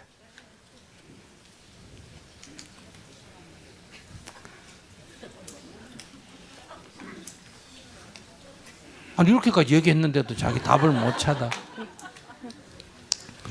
그 자기 어떻게 아이에게 나쁜 영향을 줘도 좋다면 교회 가는 이유는 아까 아이한테 좋은 영향을 주려고 교회 데려간다 그랬잖아. 그런데 그걸 갖고 자기가 갈등을 일으키면 아이한테 나쁜 영향을 준다 이 말이야. 아이가 제 아빠를 미워하면 아이는 무의식 세계에서 자존감이 없어져요. 제 말 이해하시겠어요? 그래서 저기도 부모한테 감사기도 하라는 거는 이게 지금 부모를 미워하면 자기 자존감이 없어진다니까. 무의식 세계에서 겉으로 의식은 뭐라고 하든지 간에 항상 자신감이 없어지고. 그래서 중요한 거는 교회 가고 안 가고 절에 가고 안 가고 종교가 같고 다르고가 문제가 아니라 그런 남편에 대해서 자기가 미워하는 마음을 버려라. 시비하는 마음을 버려라 이런 얘기예요. 그러면 이제 그렇게까지 이제 이해는 되는데 그럼 구체적으로 자기가 어떻게 해야 될까 이 말이에요. 아니 마이크 쥐고 자기 생각대로 얘기해봐. 이번 일요일 날 남편이 내가 교회 갈라니까 애가 엄마 나도 갈래 하고 나오는데 남편이 마 가지마 그럼 말아가 이렇게 얘기할 때 자기 어떻게 할래? 니네들이 알아서 해라 이렇게 해서. 알았어. 애가 가겠다잖아. 애가 알았어. 아빠한테 물어보고 아빠한테 물어보면 애 가지 말았다잖아. 그냥 집에 있어. 나 혼자 갈게. 미안해, 니네들 더 크면. 그러니까 지금 과제를 그럼 이건 내 답이 없으니까 과제를 줄 테니까 그런 남편을 못마땅하게 생각하면 누구한테 나빠진다고? 애들한테. 아이한테 나빠지는데 그런 남편을 못마땅하지 않은 생각이 내 속에 들 때 그런 남편 그렇게 말하는 남편이 충분히 이해가 돼. 아이고 당신 입장에서는 그럴 수도 있겠다. 이럴 때 내가 어떤 행동을 나올까 자연스럽게 그걸 연구를 해서 저희가 한번 해봐요. 네. 그러니까 애를 교회 데리고 가는 거 안 되는 게 핵심이 아니에요. 자기가 그런 남편을 부정적으로 안 보는 자세가 어떤 거냐는 거예요. 부정적으로 안 보면서 데려가면 아무 문제가 없어요. 무슨 말인지 아시겠어요? 네. 그러니까 안 데려가도 그러면 아빠 말 듣고 집에 있어라 이렇게 말하고도 가면서 이거 저놈의 첨지 저거 그냥 이런다면 그거는 나쁜 영향을 준다 이런 얘기예요. 그러니까 애가 가고 안 가고는 여기 핵심이 아니에요. 그러니까 그런 남편을 내가 수용할 수 있느냐 이게 핵심이에요. 그러니까 오늘부터 교회 다녀도 하나님 부르면서 자기 절을 할 수 없는가? 절하면 안 되나? 하나님한테 절하는 것도 우상숭배가? 아니, 부처님한- 상관없어요. 하나님한테 절하는 건 괜찮잖아, 그죠? 네. 하나님한테 절하면서 이 성경에는 예수님은 자기를 십자가에 못 박은 사람을 두고 뭐라 그랬어요? 주여 저들을 용서하소서 이랬죠. 근데 남편은 자기를 십자가에 못 박은 수준은 아니잖아. 애 교회 못 가게 한 것밖에 없잖아, 그지? 그거 용서하기가 쉬워요. 예수님에 비하면 자기는 쉬워요, 안 쉬워요? 제가 쉽죠. 훨씬 쉽죠. 그러니까 자기가 그 남편에 대해서 근데 예수님의 그 뒷말이 뭐냐 하면 주여 저들을 용서하소서 하는데 뒷말이 있어. 저들은 자기 지은 죄를 모릅니다. 이렇게 됐어. 그 사람들이 어떤 사람이냐 하면 사형 집행인이에요. 그 사람들은 뭐 예수가 누군지도 모르고 그냥 법에 의해서 뭐다. 십자가에 못 박으니까 사형 방식이 십자가 못 박는 거니까 그렇게 했을 뿐이에요. 그 사람들은 그냥 공무원처럼 매일 하는 일이에요. 그러니까 그런 그들을 예수님께서는 온전하게 이해했기 때문에 그들을 원망하지는 않았단 말이에요. 그러듯이 남편이 애를 나쁘게 하려는 의도가 있거나 아내를 괴롭힐 의도가 있는 건 아니고 남편은 그냥 자기 식대로 그냥 한 거예요. 자기 생각대로. 무슨 말인지 그건 이해가 되죠? 네, 네. 그걸 온전하게 이해했을 때 남편에 대해서 내가 어떤 마음을 내야 되겠냐 아시겠어요? 네. 그러니까 하나님 저런 남편의 마음을 제가 충분히 이해합니다. 우리 남편 사랑해 주세요. 이렇게 기도하세요.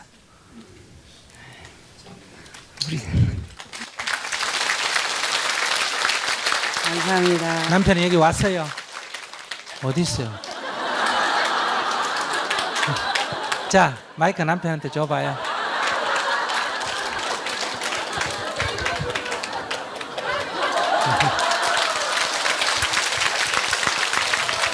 안녕하십니까.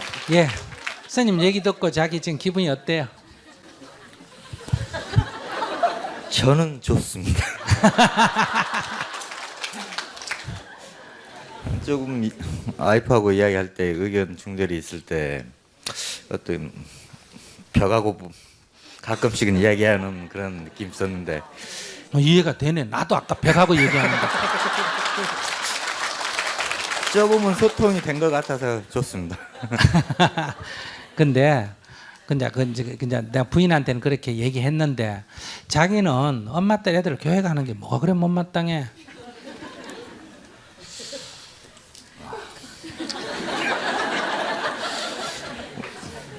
저희 집이 불교 쪽보다는 제가 사회생활을 하면서 이 중에도 뭐 교회 다니시는 분도 있겠지만 아니 괜찮아. 솔직하게 얘기해. 얘는 그냥 대화하는 자리니까. 그렇게 좀 일을 못마땅하다 할 때 이거야. 상당히 트러블이 생기는 한 종교인 것 같습니다. 자기가 볼 때 기독교인이 네. 좀 트러블이 생긴 종교다. 이게 어떤 일을 진행할 때 문제되는 사람들이 대부분 항상 이러다 보니까 뭐 종교적으로 유일신이다 보니까 다른 사상을 배척하는 게 좀 강한 것 같다고 생각이 되고, 저의 아들 딸이 그런 생각을 심어지는 게 저는 제가 봤을 때 안 좋다고 생각이 들어가지고, 이제 뭐 와이프는 다니지만 아이들은 제 아이들이기 때문에 좀 나중에 저희 커가지고 자기들이 원하면 갈 수 있겠지만 아예 선택권 없이 물들인다고 해야 될까요? 그게 이미 빠져버리는 건 바라질 않아서 좀 와이프하고 싸우면서도 못 가게 했던 건 있었습니다. 또 마이크 다시 부인한테 줘봐요. 그 남편의 마음이 애 나쁘게 하려고 그런 거예요? 아니요. 이해는 돼요? 네. 이해가 되면 그런 남편에 대해서 이해가 되면 어쨌든 그런 말을 하는 거에 미워질 이유는 없잖아. 네. 저런 아이를 자기 마음대로 걱정해서 저런단 말이에요. 그죠? 그러니까 우리 남편이 그렇게 말할 만한 이유도 있다 이렇게 생각하고. 애들한테 평소에 윽박지르지 않는데 그럴 때는 굉장히 윽박지르듯이 얘기를 하니까 애들이 깜짝깜짝 놀라는 거에 제가 정서적으로 저러면 애들이 참 안 좋겠다 이런 생각을 제가 많이 하는데 되게 스님 말씀이 어떤 그러니까 말씀인지 남편이 알겠습니다. 애들한테 네, 네. 윽박질러서 안 좋은 게 아니고 그런 남편을 자기가 미워해서 애들한테 안 좋다니까. 네. 내 말 이해는 하셨어요? 네, 네. 그러면 자기가 아내가 이렇게 좀 생각이 바뀌면 애들 교회 좀 보내주세요.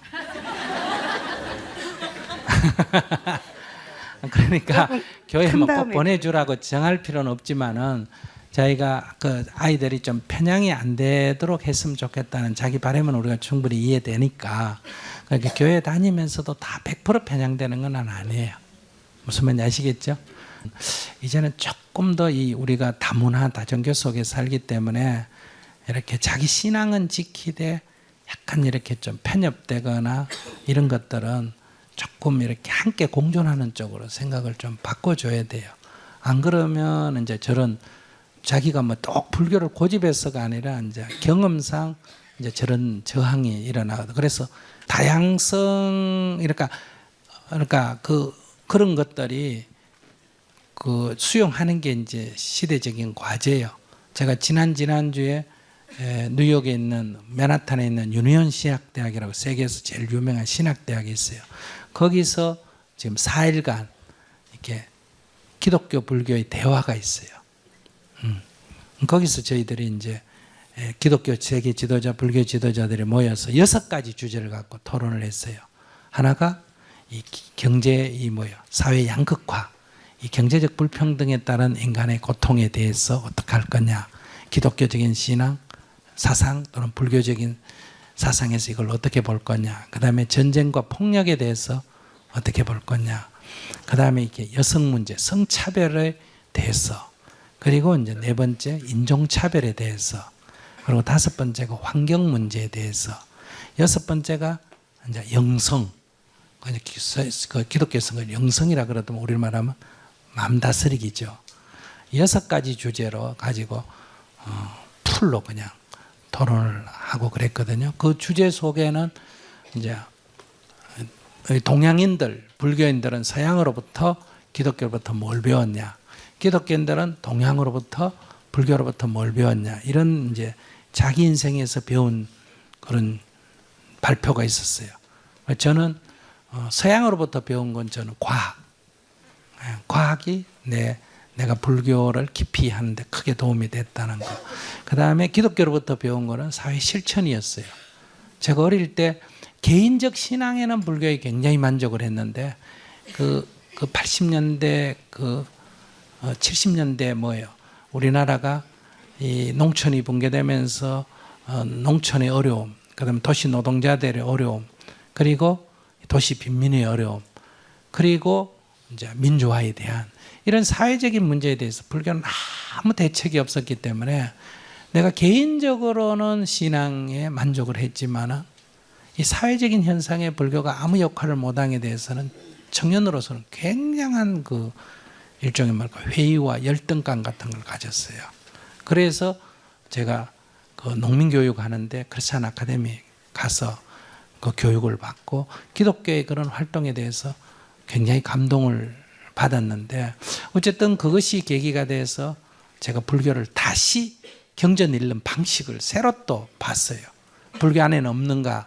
그래서 다시 봤더니 불교 안에도 사실 그런 실천적인 모습이 있었어요.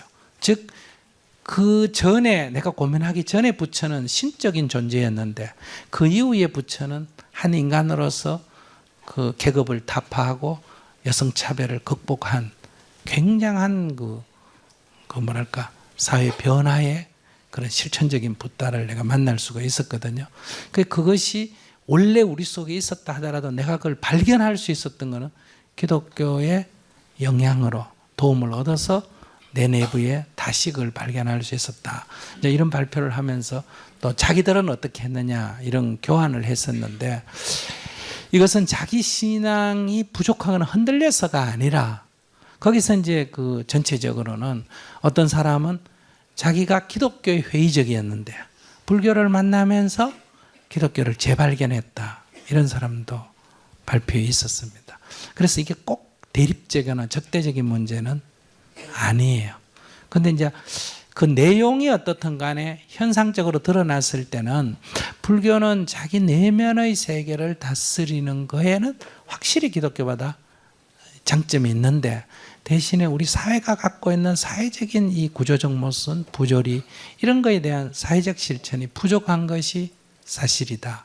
기독교는 여러 가지 사회적인 이런 실천적인 프로그램이나 활동들이 많은 건 맞는데 이게 종교적인 그 자기 내면의 화나 분노나 이런 거 가지고 하는 경우가 많다는 거예요. 그러니까 사회운동과 크게 차이가 없는 그래서 종교성이 오히려 떨어지는 이런 문제가 있기 때문에 이런 문제를 불교로부터 배워서 이 둘이 뭐 똑같다가 아니라 상호 보완적일 수가 있다. 이제 이런 토론들을 우리가 함께 했어요. 그러니까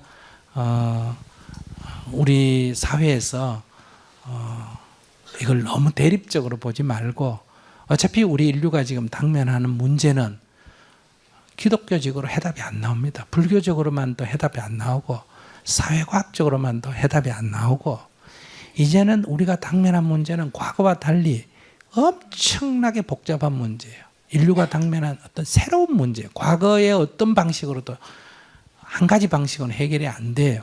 그러면 우리들이 가진 모든 인류 역사의 경험, 기독교적인 경험, 불교적 경험, 뭐 유교적 경험, 과학적 경험 이런 걸 다 이제 나누지 말고 그걸 전부 다 우리가 동원해서 지금 우리 인류가 당면한 이런 환경 문제를 해결해내야 되고 그 다음에 이 평화 문제도 해결해야 되고 그런 데서 두 분이 지금 한 집에서 조화를 이루는 거는 아이들에게 둘이가 갈등을 일으키면 아이들은 종교적 갈등 속에서 자랐기 때문에 정신분열 현상이 일어나고 둘이가 서로 다른 속에서 조화를 이루면 아이는 둘을 다 경험하기 때문에 어때요? 이 미래 사회에 굉장한 그 뭐랄까 장점을 갖게 돼요. 그러니까 이 한국에 살다 외국에 살다가 했을 때 일어나는 현상도 두 개예요. 아이들이 그 속에서 양쪽 언어를 다 쓰고 양쪽 문화를 다 익힌 장점이 있을 수도 있고 이것도 읽고 저것도 읽어가 자기 정체성이 없는 아이들이 있어요. 이 아버지가 외국에 왔다 갔다 함으로 해서 그러니까 이건 반드시 나쁜 게 아니라 그것이 둘 다 장점이 되려면 두 사람이 조화를 이루면 오히려 장점이 되고 두 사람이 갈등을 일으키면 정신분열의 징조가 됩니다. 그래서 심각한 갈등이 돼요. 그러니까 자기 아이들을 위해서 어떻게 해야 될까? 조화를 이루어야 되겠죠. 네, 그렇게 해보시기 바랍니다. 아버지가 그 고향에 같이 살면서 한 여자를 좋아했대요. 네. 그런데 그 할머니 때문에 우리 할머니 때문에 결혼을 못한 거예요. 네. 그래서 지금 엄마와 같이 결혼을 하고 살거든요. 네. 그러는데 그 전에는 엄마가 일하고 하는데 전념을 해가지고 아버지에 대해서 몰랐던 거예요. 네. 그런데 이때까지 이제 그 우리 집은 좀 풍부하고 그 여자친구 집은 좀 가난해가지고 일을 우리 집에 와서 일을 많이 도와줬었거든요. 네. 그랬는데도 저희들 같은 경우에는 어떻게 생각했냐면 그 집이 가난해서 우리 집을 도와줬다 그렇게 생각을 했었는데 이제 알고 보니까 옛날에 그런 사이였었나 봐요. 근데 그거를 엄마가 언제 아셨냐면 일만 하다가 그거를 전혀 모르셨거든요. 근데 70세가 됐을 때 엄마도 일을 좀 덜 하고 싶다 그런 생각을 하는 거예요. 어려움이 하나도 없는데 엄마는 계속 일만 하시려고 하는 거예요. 그러니까 딸 입장으로서는 이렇게 봤을 때 우리 엄마도 저렇게 그늘나무 밑에서 좀 놀았으면 하는데도 엄마는 가서 일을 하시는 거예요. 근데 엄마가 이제 일을 안 하고 집에 계시다 보니까 아버지가 그 모습이 다 보이는 거예요. 밥만 드시면 일이 별로 없으면 그 여자친구 집에 가서 놀고 또 뭔 일이 있으면 그 여자친구를 불러서 이렇게 밥도 먹고 그런 것은 밥도 먹고 이런 것이 옛날에는 몰랐을 때는 그걸 전혀 몰랐는데 지금 엄마가 놀고 보니까 그런 게 문제가 되는 것 같은 거예요. 그래가지고 그것을 이제 아까 스님이 말씀하셨듯이 아들들을 재산을 다 줘버렸더라고요. 그래가지고 엄마가 집만 하나 딱 남겨놓고 재산을 아들한테 분배를 해줘버렸어요. 그래서 딸이 옆에 저 말고 딸이 옆에 사는 딸이 있는데 그 딸이 일을 하든 아프든 그 엄마 아버지를 모실 때는 항상 그 딸이 모셨거든요. 일을 제일 많이 도와주는 편이에요. 그래서 저 생각은 그랬어요. 그 땅을 좀 놔뒀으면 이따가 그 동생이 그래도 이제 지금은 이따가는 모를지 이제 병 들어 누워 있었을 때는 그 동생이 뒷바라지를 해줄지는 모르지만은 지금 같은 경우는 다 해주니까 저 생각은 그때 동생을 땅을 좀 더 줬으면 좋지 않을까 싶은데 다 줘버려서 제가 한 1년 넘게 집에를 안 갔었거든요, 친정을. 근데 그 사이에 사건이 벌어진 거예요. 엄마가 이제 그걸 알아버렸어요. 일을 안 가다 보니까. 그래가지고 한 2개월 정도를 진짜 뜬 눈으로 엄마 말씀대로 뜬 눈으로 눈을 새도 잠이 안 오더라는 거예요. 근데 지금도 엄마가 그 질투 막 그런 것 때문에 엄청 힘들어 하시는데 어떻게 딸로서 엄마한테 아버지한테 이렇게 좋은 얘기를 해줘서 좀 둘이 문제가 풀렸으면 좋을까 싶은 생각이 들어서 스님한테 질문하는 겁니다. 아니 너무 안타까워요. 엄마가 그래가지고 한 2개월을 잠을 못 잤는데 하루날에 제가 이제 간다고 친정을 갔는데 네, 알았어요. 제일 말랐는 거예요. 제일 간단한 방법은 이래요. 신경 끄세요. 그러니까 어머니는 어머니 인생이고 내 인생은 내 인생이니까 어머니가 알아서 잘 추스리고 나갈 거예요. 그러니까 너무 신경 안 써도 된다. 자기가 뭐라고 얘기한다고 어머니한테 위로가 안 된다 이 말이야. 그러니까 그건 자기가 쓸데없이 지금 애를 끓는 거지 애를 끌어서 도움이 안 된다 이 말이야. 그러니까 이건 내 문제지 어머니 문제가 아니다. 그런 어머니도 아이고 나이가 70이 돼도 저 인간의 집착은 애욕은 벗어날 수가 없는 거구나 이래 보면서 인간이 뭔지를 좀 연구를 해보세요. 내가 만약에 70이 됐을 때 이런 문제 생기면 어떨까? 그때는 나는 허허 웃어야지. 어머니를 보면서 이걸 보고 내가 반성하는 게 없으면 나도 똑같이 어머니처럼 될 건데 어머니 하는 걸 보면서 그래 누굴 잘하고 잘못하는 걸 떠나가지고 지금 70이 돼가지고 그걸 갖고 억울하게 생각하는 거는 바보 같은 짓 아니냐. 지금까지 잘 살아왔는데 그리고 또 우리가 생각을 한번 돌이켜보면 어때요? 아버지가 괜찮은 사람이잖아. 왜냐하면 현실에서 자기가 결혼해서 사는 그 부부 관계는 그대로 잘 유지를 하고 네. 또 옛날에 애인인데 가난한 여자는 아마 가난하고 하니까 또 어머니가 반대했겠죠. 그죠? 네. 그 사람은 크게 이렇게 경우에 어긋나지 않게 살림을 차린다든지 이런 것도 아니고 네. 막 크게 문제 안 되게 어긋나지 않도록 늘 이렇게 돌보고 위로해주고 이렇게 지났으니까 아버님 내가 볼 때 얘기를 딱 들어도 남자가 첫째 의리가 있고 네. 아니 그러는 것 같아요. 두 왜냐하면- 번째는 의리가 있는데 그게 여자에 빠진 거하고는 좀 다른 것 같거든요. 그래 자기 분수를 지켜가면서 네. 의리는 어디를 지키고 하면 아버지가 참 괜찮은 남자다 이렇게 생각을 하셔서 네. 자기가 편안하게 보면서 어머니하고 얘기를 나누면 아버지가 무슨 가정에 특별히 무슨 분란을 일으킨 것도 아니고 그 여자하고 살림을 차린 것도 아니고 뭐 한 것도 아니고 어차피 집안 일에 어려운 일꾼을 데릴 때 그분 데려서 일을 준 거고 또 뭐 마누라라는 게 같이 좀 대화도 하고 얘기도 안 하고 늘 밖에 돈 번다고 미쳐가지고 나가 네, 그게 설치니까 큰 원인인 그러니까 뭐 가까이 있는 사람하고 대화가 잘 그렇죠. 되니까 대화를 하는 것도 인간으로서 당연한 거고 그리고 이 사람은 옛날에 좋았던 것뿐만 아니라 늘 대화를 하니까 정이 간 거고 네. 이건 부인이긴 하지만 늘 밖으로 돈에 미쳐가 네. 도니까 네.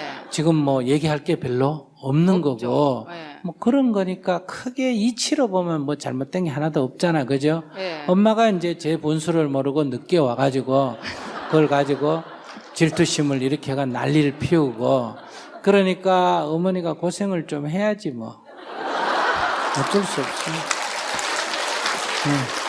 자식이 보기에 좀 안타깝기는 하지만 너무 안타까워요. 안타깝지만은 그래서 이건 집에서 꼭 일어나는 거예요. 남편은 돈 번다고 늘 밖에 가가지고 돌고 아시겠어요? 엄마는 그 돈 갖고 애들한테 밥도 주고 옷도 입히고 하니까 애들은 자라면서 아빠는 안 보이고 누구만 보입니까? 엄마만. 엄마만 보이니까 애들은 다 누 좋아해요? 엄마 좋아하지. 근데 엄마가 가끔 아이고 내가 아버지 때문에 못 살겠다 이런 얘기 들으면 아빠를 미워하게 되는 거예요. 저 인간이 왜 우리 엄마를 괴롭히나. 그래서 우린 다 아버지에 대해서는 큰 정이 없는 거예요. 크게 보면 사실은 아빠가 온갖 걸 다 했지만은 그러나 아빠들이 자기가 살기를 그렇게 살았기 때문에 그러고 뭐 애들 괜히 미안하니까 가끔 만나면 뭐 필요하노? 밥 사줄까? 이런 소리를 하니까 애들이 느낄 때는 아빠는 뭐 주는 사람, 사주는 사람, 필요할 때만 얘기하는 거지. 이거 어쩔 수 없어요. 그러니까, 그거는 인간이라는 존재가 특별한 게 아니에요. 이게 인간 존재예요. 그러니까 그 아버지 보고 지금 새삼스럽게 뭐 큰 잘못을 저질렀다 한다고 해서 아버지는 자기는 절도를 지키면서 가정을 지켜가면서 의리도 지키고 살았는데 자기 보고 잘못했다 하니까 뭘 잘못했는지 잘 모를 거 아니에요. 그죠? 그렇죠. 그러니까 마누라가 이게 미쳐 날뛴다 이런 생각하니까 그렇게 얘기가 더 얘기를 안 하시는 되고 엄마는 엄마 생각대로 이놈이 내가 껍데기만 갖고 살았구나. 속은 다 저 여자한테 주고 예, 있었구나. 내가 미쳐가 돈 번다고 밖으로 돌아다녀가지고 벌어줘는 돈은 정은 다 절로 가고 예. 이러고 이제 생각하니 한평생 후회가 되는 거고 예. 그런 거지. 그러나 각자 자기 입장을 지금 생각하고 있거든요. 네. 어머니가 만약에 자기의 삶이나 아버지의 모습을 남편의 모습을 보면서 우리 남편이 조금 섭섭했는데 가만히 생각해보니 그래도 괜찮은 남자다. 남편으로서 아내에 대한 지킬 것도 지키고 또 자기 어릴 때 좋아했던 사람에 대한 의리도 지키고 그러니까 참 괜찮네. 이렇게 생각을 하고 지금이라도 이 사람 마음을 살려면 남편하고 어때요? 대화도 나누고 같이 얘기도 하고 이래야 되는데 네. 더 신경질 내고 더 짜증내니까 네. 아버지 마음은 어느 쪽으로 갈까? 더 그쪽으로 가겠죠. 그런 것 같아요. 그러니까 발로가 차가 저쪽으로 밀어주는 거예요. 네. 아까 북한하고 똑같아요. 북한이 미우니까 그냥 막 지금 일부 하는 사람처럼 막 발로 차버리면 저기 어디로 가 붙을까? 절로 가서 붙을 수밖에 없는 거예요. 그러니까 크게 봐서 남편하고 관계를 풀려면 오히려 여보 미안해요. 내가 아이고 당신 마음 헤아리지 못하고 밖으로만 돌아다니고 하다 보니 당신 제대로 못 챙겨서 미안해요. 이러면서 지금이라도 대화를 나누는 방식으로 가면 되는데 그거를 자기가 설득해서 될까? 내 생각 안 될 것 같은데. 안 될 것 같아요. 그러면 대반 욕할 거예요. 예. 자기한테 아무런 무슨 좋은 답이 안 와요. 그러니까 지켜 구경하시고 저런 걸 보면서 나도 뭘 인생을 살면서 유의해야 되겠구나 이렇게 네. 나도 어떤 걸 좀 살펴야 되겠구나 네. 이렇게 생각하는 계기로 삼으시면 돼요. 감사합니다. 네. 자, 그러면 우리가 좀 더 나은 세상, 희망 세상을 만들